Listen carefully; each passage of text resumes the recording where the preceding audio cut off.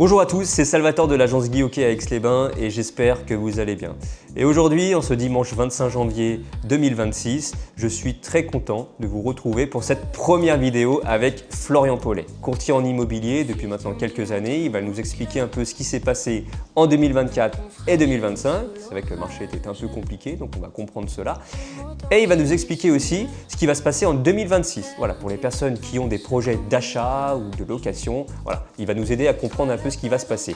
En attendant, n'hésitez pas à liker la vidéo, à laisser des commentaires si vous avez des questions et puis à partager au maximum. Ça va m'aider à me faire connaître et puis faire d'autres vidéos comme celle-ci. Ce que je vous propose maintenant, c'est de vous installer confortablement sur un petit canapé avec un café. Andiamo!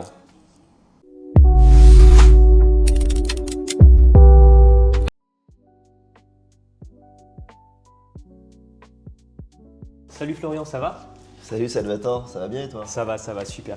Alors est-ce que tu peux te présenter pour que les personnes qui nous regardent puissent te connaître un peu plus? Oui, donc je suis Florian Paulet, courtier en prêt immobilier et je fais cette profession depuis 13 ans déjà. Ah ouais, 13 ans. Depuis quelle année du coup? J'ai commencé en 2013 Ok. en tant que salarié dans un grand groupe de courtage et aujourd'hui je suis mandataire pour une marque, je représente une marque qui s'appelle Empruntis. Empruntis, ok. Donc c'est Annecy, c'est ça? Oui, c'est une structure nationale, il y a plus de 150 agences en France. Ok. Et moi, j'ai la chance de travailler et de représenter l'agence d'Annecy. Et on couvre tout le territoire Rhône-Alpes. Est-ce que tu peux nous expliquer un peu ton métier? En quoi consiste le courtier immobilier? Oui, mais c'est vrai que beaucoup de gens se posent la question. Courtier en prêt immobilier, notre métier, c'est de pouvoir accompagner et conseiller des gens qui vont vouloir se porter acquéreur d'un bien immobilier. Et nous, on va se spécialiser sur le financement. Donc le financement, ça va être la recherche de financement auprès des banques, ça va être la négociation des prêts, mais également ça peut être également l'optimisation du crédit. Et on est là pour les accompagner et les aider dans les différentes phases, que ce soit sur l'estimation d'un budget, sur la négociation et sur également la sécurisation du projet et du prêt. On est là pour également relire les offres de prêt. C'est très important. Oui, le prêt immobilier, ça reste compliqué, ça a un impact important également lorsqu'on achète par rapport au prix du bien et aussi par rapport à une rentabilité pour un investisseur. Donc aujourd'hui, un courtier, c'est quelqu'un qui va travailler pour vous, qui va vous aider, qui va conseiller et qui reste indépendant par rapport aux différentes offres qui seront proposées. Ok. Et quel type de profil de client tu accompagnes principalement? Alors ça va être tout type de profil qui souhaite acheter de l'immobilier. Ça peut être du primo-accédant à quelqu'un qui achète déjà son deuxième ou troisième bien. On peut également intervenir pour du client investisseur. Et chose plus rare, on peut aussi trouver des financements qui ne se font pas forcément par les banques traditionnelles. On peut aller chercher des choses un peu spécifiques et je pense notamment à une clientèle senior qui ont du mal à emprunter au vu de leur âge. Mais il faut savoir que pour des gens qui sont déjà propriétaires, s'il y a besoin de prêts relais, on peut trouver des solutions en tant que courtier puisqu'on travaille avec tous les établissements de crédit au niveau national. Et du coup, il peut y avoir des fois des solutions méconnues. Donc le rôle du courtier, c'est de chercher, de trouver la bonne formule et de trouver la bonne solution. Et on peut en tout cas accompagner même des clients âgés. Donc de 70 ans, tu m'as dit, c'est ça? Il y a des gens qui ont 75 ans ou même 78 ans, c'est possible des fois de leur prêter sans assurance. Ça reste à la marge, attention, ce n'est pas la majeure partie de notre clientèle, mais il faut savoir que ça existe. Donc en tout cas, ça vaut le coup toujours de passer un coup de fil, de se rapprocher d'un courtier et lui connaît les différentes possibilités et ce qui se fait sur le marché. Ok. Avec le marché qui était un peu plus compliqué les années précédentes, comment ils ont évolué les taux ces 2 dernières années par exemple? Donc depuis 2 ans, on a plutôt connu, il y a 2 ans, les taux étaient assez élevés. Donc depuis 2 ans, je dirais que le marché a plutôt baissé. Et là, on constate une stabilisation des taux. Vraiment de manière très large, c'est entre 3 et 4%, puisqu'après ça dépend de chaque dossier. Les taux diffèrent aussi en fonction de la durée de prêt et du profil des clients. Mais aujourd'hui, il y a toujours des fluctuations, puisqu'on est sur un marché, on voit des partenaires bancaires tous les mois qui montent ou baissent légèrement leurs taux, mais la tendance est plutôt à la stabilisation. Donc c'est plutôt une bonne chose pour les emprunteurs, puisqu'on sait à quoi s'en tenir au niveau des conditions de financement. Ouais, c'est sûr, c'est vraiment une bonne nouvelle. Et qu'est-ce qui a le plus impacté la capacité d'achat des ménages, par exemple l'année dernière en 2025 ou en 2024? Alors, ce que je constate depuis 10 ans, c'est surtout la hausse forte des prix de l'immobilier depuis 2020. C'est là où je vois que ça impacte et que c'est vraiment difficile. Donc pour moi, c'est que les prix de l'immobilier restent très élevés, voire trop élevés. Okay. Et je pense que ce qui a été induit, c'est cette hausse de prix. Il y a eu effectivement l'après-Covid où il y a eu un emballement des prix, mais il y a surtout eu des taux qui étaient très bas pendant trop longtemps. Donc ça s'est répercuté mécaniquement sur les prix. 1%, c'est ça? On a connu quand même pendant plusieurs années des taux à 1,5% en moyenne sur 25 ans. D'accord. Ouais, donc mécaniquement, ça s'est répercuté sur les prix de l'immobilier. Et aujourd'hui, les gens ont acquis ce niveau de prix et on voit qu'on a du mal à retrouver un marché cohérent. C'est mon analyse, je ne sais pas ce que tu en penses toi au niveau des Oui, c'est à peu près. Des prix. C'est à peu près c'est pareil. Hein. Les prix ont tellement augmenté depuis la période Covid. C'est vrai que puis les prix augmentent et puis les ménages ont un peu moins de pouvoir d'achat et c'est ça qui bloque peut-être un peu. Hein. Mais toi, pour information, quand tu as commencé, les taux étaient à combien il y a 13 ans? Je me rappelle, au tout début, on était sur des taux à plus de 4%. Ah oui, d'accord. Ok. Et quand on avait les premiers taux en dessous de 4% sur 25 ans, on était très satisfait. Donc en moyenne, c'était 4,5 les taux. Ah oui. Donc on est passé d'un marché de 4,5 à 1,5. D'accord. En quelques années. Ouais. Et du coup, après, ça s'est répercuté sur les prix de l'immobilier. Là, on est revenu sur un marché en moyenne à 3,5, comme je disais, ce qui est des taux plutôt classiques sur un coût de l'argent. C'est normal que l'argent, quand on emprunte, il y a un coût, il y a des intérêts à rembourser. Bien sûr, quand on était à 1,5, c'était de l'argent qui était trop peu cher. Oui. Mais malheureusement, ça s'est répercuté sur les prix de l'immobilier.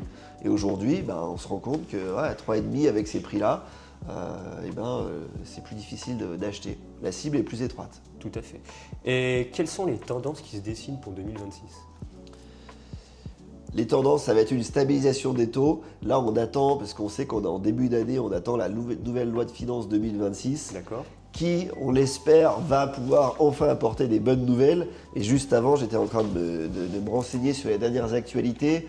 Il y a des bruits de couloir, mais ce n'est pas encore confirmé. On espère peut-être une amélioration encore du prêt à taux zéro pour les gens qui veulent acheter du neuf ou avec beaucoup de rénovation. De l'ancien avec la rénovation, ça peut être éligible en fonction des communes au prêt à taux zéro. Et puis on pense également aux clients investisseurs qui aujourd'hui n'ont plus de loi de défiscalisation comme la loi Pinel qu'on connaissait. Semble-t-il, il y aurait pareil, c'est en cours, ça a été récemment évoqué, un dispositif Jeanbrun pour aujourd'hui reproposer une loi de défiscalisation et rendre à nouveau attractif le marché neuf ou ancien avec travaux. D'accord. Et est-ce qu'on peut s'attendre à une stabilisation en 2026, une baisse ou une hausse ? Est-ce que tu sais un peu ce qui va se passer peut-être? Je sais qu'on ne peut pas tout le temps savoir, mais... On ne sait jamais. Franchement, sur les taux, c'est très difficile de les prédire. À chaque fois, il y a toujours les plus grands spécialistes, les plus grands économistes qui font des prédictions qui ne s'avèrent pas forcément justes, donc je ne vais pas me lancer là-dessus. Oui. Mais ce qu'on constate, c'est plutôt une stabilisation des taux. On souhaite toujours une baisse, parce que forcément, ça va aider la capacité d'achat des ménages, mais il faut plutôt miser sur une stabilisation, on espère, et éviter une hausse. Aujourd'hui, on est sur de la stabilisation, mais on voit que le budget de la France n'est pas encore arrêté. Je ne vais pas rentrer dans des choses comme ça, mais ça peut avoir un impact sur les taux aussi. D'accord. Le retour de la renégociation est-il possible cette année ? À la marge, ça va être bon pour des gens qui ont vraiment emprunté au-dessus de 4,5. D'accord. Donc il n'y en a pas beaucoup. Okay. Donc ces gens-là, vers 4,5, aujourd'hui, ils peuvent regarder et renégocier leur prêt. Pour les autres, s'il y a trop peu d'écart entre le taux qu'ils ont et le taux qu'ils auraient obtenu dans une autre banque, ça ne vaut pas le coup, puisque ça engendre des frais. Après, ils peuvent toujours demander à leur banque actuelle s'ils seraient prêts à leur faire des nouvelles conditions. Très très bien. Pour toi, en 2026, c'est une bonne année pour acheter ou mieux attendre ? Je pense qu'il ne faut pas attendre. Attendre, c'est perdre du temps, donc ça va être perdre du temps sur la construction de son patrimoine. Donc aujourd'hui, en tout cas pour quelqu'un qui veut acheter de la résidence principale, il faut pouvoir acheter le plus rapidement possible. Autant un investisseur peut être impacté par des lois fiscales et on voit qu'on est en attente peut-être de bonnes mesures là-dessus, autant quelqu'un qui souhaite acheter pour lui doit se positionner rapidement s'il est en mesure d'acheter. Voilà. D'accord.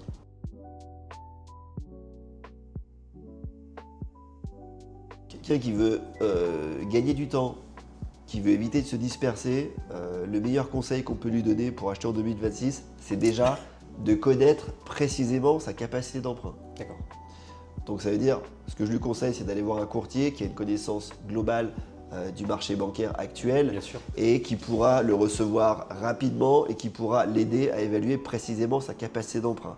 Avec ça, il pourra aller voir son agent immobilier et lui donner son budget, ce qui permettra également à l'agent immobilier de pouvoir cibler des biens dans la capacité d'achat du futur acquéreur. Et après, toi, tu le suis tout le long aussi du processus, jusqu'à l'obtention du prêt. Donc nous, après, effectivement, si le bien est trouvé, que l'offre est acceptée, dans ce cas-là, après, on pourra concrètement monter avec lui son dossier de prêt et derrière, le présenter aux établissements de crédit afin de pouvoir lui trouver la meilleure optimisation et la meilleure formule possible. Ok. Pour toi, quel est le meilleur timing pour déposer un dossier cette année? Le meilleur timing, ça va être de déposer un dossier quand on a trouvé le bien qui nous plaît. Ouais. En début d'année, souvent on dit que c'est plus favorable parce que les banques prêtent plus. C'est vrai qu'ils ont des quotas? Non, mais non. Si, ils ont des enveloppes ils distribuées à l'année. D'accord. Et s'ils ont distribué toutes leurs enveloppes, des fois ils peuvent être un peu plus exigeants en fin d'année. Donc effectivement, on a tendance à dire que le meilleur moment c'est le début d'année. Mais après, pour moi, tout au long de l'année, ça reste finançable et il n'y a pas de moment plus favorable. C'est juste qu'à des moments, le dossier avancera plus vite que si on dépose un dossier, c'est sûr, mi-août, ça prendra un peu plus de temps. Mais en termes de timing, pour moi, c'est acheter déjà quand on peut le faire, quand on est stable au niveau de son boulot et quand on a la capacité de le faire. Aujourd'hui, il ne faut pas attendre. Pour toi, quelles sont les erreurs à éviter quand on se lance, par exemple, pour une personne qui achète pour la première fois? Est-ce qu'il y a tu as des conseils à donner justement à ces personnes avant de venir te voir? Qu'est-ce qu'il faudrait faire?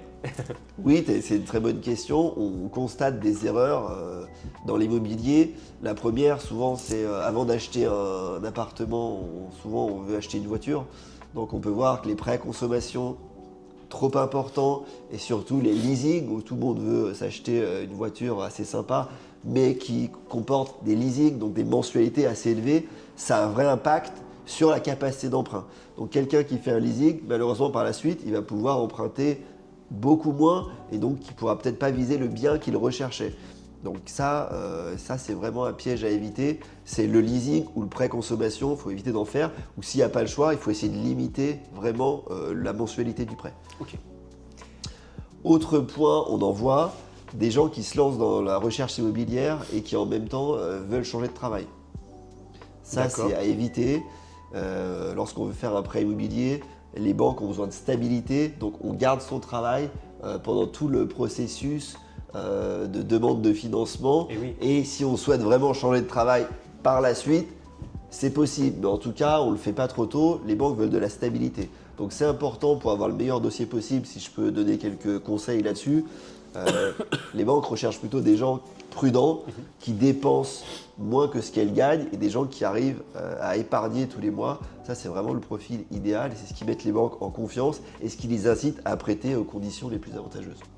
Ok. Bon, écoute, merci beaucoup. Écoute, je t'en prie, Salvatore. Merci de m'avoir reçu. Voilà, cette émission est terminée, j'espère que ça vous a plu. Si vous voulez les coordonnées de Monsieur Paulet, n'hésitez pas à laisser un commentaire, je vous les donnerai en privé. N'hésitez pas aussi, comme je vous l'ai dit tout à l'heure, à liker la vidéo, à la partager au maximum et puis à laisser des commentaires si vous avez des questions ou autres. Il y aura un prochain numéro au mois de février, je vous en dis pas plus. En attendant, je vous souhaite une très bonne semaine avec des nouveaux biens, avec des nouvelles ventes et puis à très bientôt. Ciao!